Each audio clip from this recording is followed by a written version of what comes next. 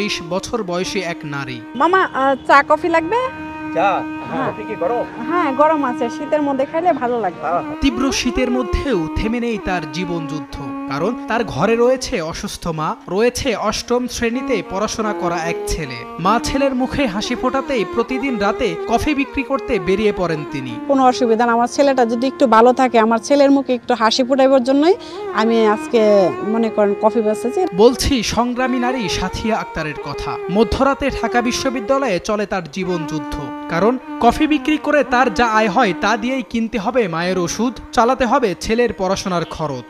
এছাড়া সাথিয়া আক্তারের আর যে কোনো উপায় নেই। আমার ছেলেটারা যদি মনে করেন আমি মরার আগে আমি আমার সন্তানরা একটু প্রতিষ্ঠানও থয়ে যেতে পারি, হয়তো আমি মরলেও আমার ছেলেটা ভালো থাকবে, সুস্থ থাকবে। কফি বিক্রি করলে যে এটা কোনো লজ্জার কোনো কথা নাই, আমি সংগ্রাম করে খাচ্ছি, আমি কারো কাছে হাত পাততেছি না যে আমাকে দেন আমাকে দেন। কেউ কেউ চাইতেছে যে বাবা আমাকে দাও আমাকে দাও, মানে এইগুলা করা আসলে উচিত না। যখন একটা মানুষের হিম্মত থাকে তখন অতক্ষণ পর্যন্ত একটা মানুষ কাজ করে খাওয়াটাই উত্তম। কোনো কাজকেই ছোট হিসেবে দেখেন না এই নারী। মা ছেলের সুখের কথা চিন্তা করে কফি বিক্রির মধ্যেই আনন্দ খুঁজে পান তিনি। নারী হয়ে মধ্যরাতে ঢাকা বিশ্ববিদ্যালয়ে তিনি কফি বিক্রি করছেন, কারণ তার ঘরে রয়েছে অসুস্থ মা এবং পড়াশোনা করা এক ছেলে। সেই ছেলেকে মানুষের মতো মানুষ বানাতে, আরো শিক্ষিত করতে তার এই জীবন সংগ্রাম। এ যেন সংগ্রামী নারীর এক উজ্জ্বল উদাহরণ। ছেলেকে নিয়ে সাথী আক্তারের স্বপ্নের শেষ নেই। সুশিক্ষায় শিক্ষিত করে মানুষের মতো মানুষ বানাতে চান তিনি। সাথী আক্তার মারা গেলেও যেন ছেলে সুখে থাকতে পারে, সেই লক্ষ্যেই তার এত সংগ্রাম।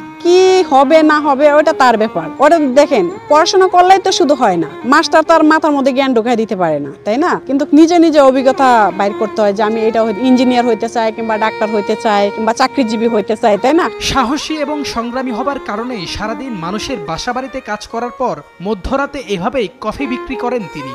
মা ছেলের জন্য তার এই আত্মত্যাগ দেখে অনেকেই তাকে নারী জাতির আইডল হিসেবেও উল্লেখ করেন। শীতের দিন ঘুরে ঘুরে এত ভারী সরঞ্জাম নিয়ে কফি বিক্রি করছেন, এটা অবশ্য প্রশংসনীয়। উনি আমাদের আইডল, তো ওনার থেকে শেখার অনেক কিছু আছে আমাদের। শরীর স্বাস্থ্য ভালো থাকে, তারপরে হচ্ছে আপনার কাজ করলে সব দিকেই ভালো। কিছু চাইলেন কিনতে পারবেন, কারো মানে শখ মিটাতে চাইলেন, ভাই বোন ছোট ছোট ভাই বোন আছে, আত্মীয় স্বজন আছে, কারো ছেলে সন্তান আছে, হ্যাঁ, তো ওদেরকেও দিতে পারলেন, ওদের মুখে হাসি ফুটাতে পারলেন। ঢাকা বিশ্ববিদ্যালয়ের শিক্ষার্থীদের কাছেও পরিচিত মুখ সাথী আক্তার। ছেলের পড়াশোনার খরচ জোগাতে এমন সংগ্রাম দেখে প্রশংসা করেন তারা। বলেন নারীদেরকে এগিয়ে নেওয়ার অনুপ্রেরণা হতে পারেন সাথী আক্তার। স্বাস্থ্যকর অল টাইম হানিকম, সব সময় অল টাইম হেলদি লাইফ। উনি বাইরে এসে চা বিক্রি করছেন, এটা অবশ্যই একটা নারীদেরকে এগিয়ে নিয়ে যাওয়ার অনুপ্রেরণা আমি বলতে পারি। কারণ সবাই চাকরি কিংবা বলেন যে কোনো কারণেই হোক, একটা মেয়ে যে অর্থনৈতিকভাবে স্বাবলম্বী হতে পারে, তো এটার একটা দৃষ্টান্ত হিসেবে আমরা এটাকে ধরতে পারি। আমরা প্রায়ই ওনার কাছে আসি, চা খাই। ওনার যে এই বয়সে একটা দায়িত্ব নেওয়া পরিবারের, এটা সত্যি প্রশংসনীয়। উনি নিজে যে স্বাবলম্বী হয়ে নিজের এটা উদাহরণ তৈরি করতেছেন যে আমি পরনির্ভরশীল নয়, আমি পরিবারের দায়িত্ব নিতে সক্ষম। এটা আসলে আমাদের সবার জন্য শিক্ষা, নারীদের জন্য শিক্ষা, সবার জন্য অনুকরণীয় আমি মনে করি।